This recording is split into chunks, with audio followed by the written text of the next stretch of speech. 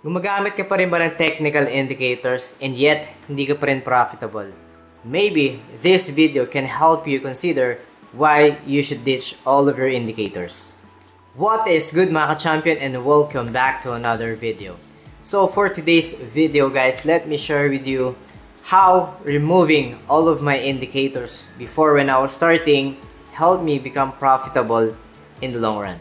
So, I will share with you 3 major reasons bakit ko tinanggal yung mga technical indicators ko when I was starting, and fortunately helped me become consistent and profitable dito sa industry ng Forex trading. Nga pala, if you want to be part of our growing TFP VIP Champions community, you may want to check out our 90-day one-on-one Forex mentorship program. So again, thank you so much to all my TFP VIP Champions students all over the globe, subscribers, followers, and sa lahat po ng mga sumusuporta. So without further ado, let's get straight to our lesson. Alright, so the first major reason why I considered removing all of my technical indicators is because technical indicators are just mere distractions. Okay? Why is that? So when I was starting, okay, lahat naman tayo started somewhere else, okay, as an aspiring high enthusiasm Forex trader, okay? So, we are drawn to the technical indicators, not to the price chart itself or the candlestick itself. Kasi bakit? We all thought na these indicators would greatly help us in terms of decision making and providing a higher win rate. Kasi bakit? When you are starting, ang goal mo is laging manalo or more or less, di ba, ay mag-provide sa atin ng mas malaking profit agad. Okay? And we are all taught na ang technical indicators ay sagot dun sa problema na yon and dun sa balakid how we can make more money sa trading. But reality, you know, speaks for itself. Tandaan natin, if ganun kadali lang pala ang pagtitrade dito sa Forex trading or dito sa one of the largest financial market, is dapat lahat na tayo more or less or the majority would always win. Okay? But again, statistics says the other way around. Di ba nga, 90% of traders lose money sa Forex trading. Why is that? Even though marunong kang gumamit ng indicators, even though marami kang indicators na ginagamit, marami kang alam, okay? Don't get me wrong.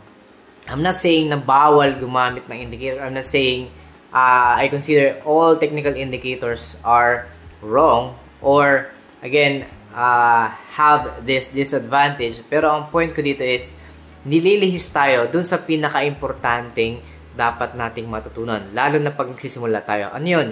That is the price action itself, di ba? Kaya nga tayo nagbabasa ng price chart. That is to understand and interpret yung ating price, okay? Or yung ating candlesticks. So again, because we have all of these indicators, 3, 4 indicators na sabay-sabay natin ginagamit, these tools, okay? Nalilihis ngayon yung ating attention. Instead na tignan natin at i-interpret natin, maintindihan yung alin. Yung candlesticks, dun tayo nagpo-focus saan? Crossovers, overbought, oversold logic, yung mga divergence, okay? So again, nothing wrong with that, but based on my personal experience, I am speaking on behalf of my own experience na name it, okay? I have explored almost all of the basics technical indicators na malalaman nyo when you're starting. But yet, okay, you may win sometimes, but most of the time, it will provide you a false confirmation. And we call that as well lagging confirmations. So, mapapansin nyo, di ba? Whenever there's confirmation ng mga technical indicators, huli ka na, okay? Kumbaga, iwan ka na sa party. So, the market already have shoot up, okay? O kaya, bumagsak na yung price, saka lang tayo makapag-react. And most people na nagtuturo ng mga technical indicators, madaling explain kasi nangyari na, for example, the moving averages crossover, okay? Madaling sabihin na, magbabuy ka lang when you're above, okay? Or magsasell ka lang when you are below the crossover or the moving averages. So again, it might look simple, but again, in reality, Okay? It will definitely confuse you more, okay, as you use it. Ang focus ko now is, tandaan nyo guys, ang problema is, it is not because technical indicators are wrong or provide you a false signal. It's just that nahihirapan siguro tayo or we are just a little bit lazy na intindihin or interpret yung price. Ika nga, di ba? So, when I always teach my students sa VIP, okay, sabi ko, minsan, tandaan natin, out of complexity na dinadagdag natin dun sa ating chart, okay, yung sagot, yung mga clues na sinasabi sa atin ng chart or ng candlestick is nasa harapan na natin, okay? Ang nagiging problema lang is, we don't know or hindi lang kayo marunong mag-interpret or bumasa on what is the price is telling you. Okay? Or what the price is telling you. So, kaya ngayon, naghahanap kayo ng mas madaling bagay para maintindihan yon. Unfortunately, that is not the case of using technical indicators. Okay? So, again, that is the first reason. The next major reason why I remove all of my indicators is indicators disrupt my decision making. Okay? Anong ibig ko sabihin yan? Yung mga simpleng bagay na sana mas mapadali yung aking decision making is nahalon pa ng factor of doubt, fear, dahil hindi nagtutugma yung mga indicators ko nilagay doon sa current situation ng market. Okay? So, ibig sabihin yan, minsan yung sagot is napaka-obvious na, dahil nga meron ng indicators na hindi pa nag-a-align yung mga confirmations is, una, naiwan na ako ng market price. Pangalawa, when I entered following the technical indicator signal or confirmation, the market already went against my favor or against me in terms of direction. So, ibig sabihin yan, na-overcomplicate ng technical indicators yung mga bagay na dapat na obvious mo na dapat na pagdesisyonan. So, which means, meron ng candlestick formations, series of patterns na nagsasabing this is a bullish momentum, for example. Pero dahil nga, nag-iintay ka pa ng confirmation from your lagging technical indicators, okay, you disregard all of that confirmations na mismong nasa harap mo na, which is obvious. And then what happened? Yun nga, okay, you already went late and the market went against you, okay? So, yun yung sinasabi ko na sa market or sa forex trading in general, sometimes less is more. We don't have to complicate things na. Masyado nang komplikado ang financial market. Nadadagdagan pa natin ng tools na kung ano naman na madisrupt pa yung ating decision making. Alright? And lastly, the last reason why I consider removing all of my indicators is I realized, okay, this is just based on my personal opinion and experience. Okay? So again, you may agree or may disagree sa sasabihin ko, but again, I realized that these technical indicators, okay, are what?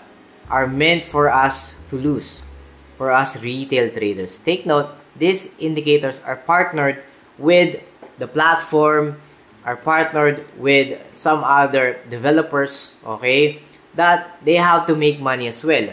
So, tandaan natin, this is a business. The whole financial market is a business.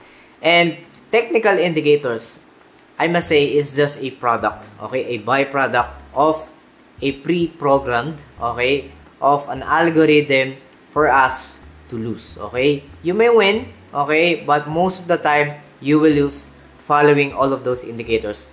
Siguro marami magsasabi ngayon, magko-comment, react negatively na ano, baka naman kasi hindi ka marunong gumamit. Take note guys, I have been in your position, I know what you know, and alam ko yung alam mo na ngayon. Alright? So, name it when it comes to indicators, stochastic, RSI, Bollinger Bands, Ichimoku Cloud, Moving Averages, EMA, SMA, name it, nagamit ko yan. Tandaan nyo guys, forex trading or trading in general, ang kalaban mo lagi oras, diba? So, kailangan mabilis ka mag-decide at the same time, you all know what is obvious or not. Okay? And adding all of these tools can, sabi ko nga, mas nagiging komplikado yung bagay-bagay. So again, I realized na these things are just meant for us, okay, to lose. Okay? So ano pa? this is just also linked to all of those related sa mga EAs, ano pa, mga bot, di ba, na pre-program, and ano pa, dun sa mga signal providers. Again, these are all just personal, okay? All of these things are products, okay? These are linked to their own personal interests of making money from all these people. So again, I'm not saying na masama gumamit ng technical indicators, na totally mali sila or totally 100% na mali yung binibigay nilang signal. Again, it may work for you for some time, but take note, the reason na pinapanood mo ito ngayon kasi gumagamit ka and you are still a losing trader. Okay? So, again, I'm not saying na hindi mag-work sa iba, pero again, I'm speaking on behalf of the majority na gumagamit nito and yet didn't find themselves profitable. Okay? So, it's not a matter whether you know it or not. Take note, napakadali naman ng confirmations na binibigay ni technical indicators, diba? So, it's just straightforward kung alam yan. And if you know all the technical indicators and you're still losing, maybe there's something wrong. Okay? You might want to consider learning deeper, okay? Ano nga ba talaga ang behavior ng market rather than just focusing dito sa ating mga technical indicators. Right. Just additional note, tandaan natin guys, Forex market or the financial market is complicated by itself. Ika nga, di ba? Dalawa na nga lang pagpipilian natin para ma-solve na yung ating problema saan? Sa pera at maging mayaman. And ano mang nangyari, di ba? Napakahirap. Okay? So, ibig sabihin yan, hindi masasagot ng technical indicators na sometimes binibili nyo pa, di ba? Pinoprogram. Okay? These are pre-programmed and most technical indicators are dependent on market conditions. So, hindi lahat ng currency pairs gumagana yun, or there are some only currency pairs na gumagana yung ginagamit mo technical indicators. That is not a universal indicator na lahat gagana siya sa iba't ibang asset, currency pairs, or precious metals, di ba? Or commodity na pwede mong i-trade. Ang point ko dito is, these are pre-programmed by people. Okay? So, ibig sabihin yan, these are product. They make money from these technical indicators, okay? And, tandaan nyo, kung ganun lang pala kasimple na yung mga technical indicators mo nagsasabi ng ito, pag nagkaroon ng kulay red, sell. Pag nagkaroon ng kulay green, buy. Pag may araw na to, mag-sell ka na. Pag may araw na to, mag-buy ka na. Again, if ganun lang pala kadali ang pagyaman using that indicator, edi dapat lahat gumagamit na nun and dapat lahat mayaman na. Right? So, you get the point? You have to be realistic in your expectations using technical indicators. Okay? Hindi yan basta-basta ginagamit para maging sagot sa pag-ahon mo sa kahirapan. Alright? So, again, these are tools and these tools are not perfect. So, you cannot rely on them 100%. So, if I were you, again, you may want to consider removing all of those indicators and reassess kung hanggang saan yung alam mo talaga when it comes to interpreting, reading, raw price action, naked charting. Kung talagang naiintindihan mo magbasa ng chart, then definitely you will realize that you don't need all of these technical indicators for you to become consistent, profitable, okay, and in the long run, make more money. Alright? So again, as I was saying, these are just my personal major reasons why I removed all of my technical indicators. Okay? You may agree or may not agree with me. Again, don't hate me for this, lalo na yung mga gumagamit. I'm not saying you are a loser totally. Pero ang point ko dyan, I'm speaking on behalf dun sa mga majority na gumagamit. Alright? So, if it works for you using your technical indicators na alam mo, then well and good, congratulations. Okay? But, if it worked for you for some time and you realize na it doesn't really works most of the time, di ba?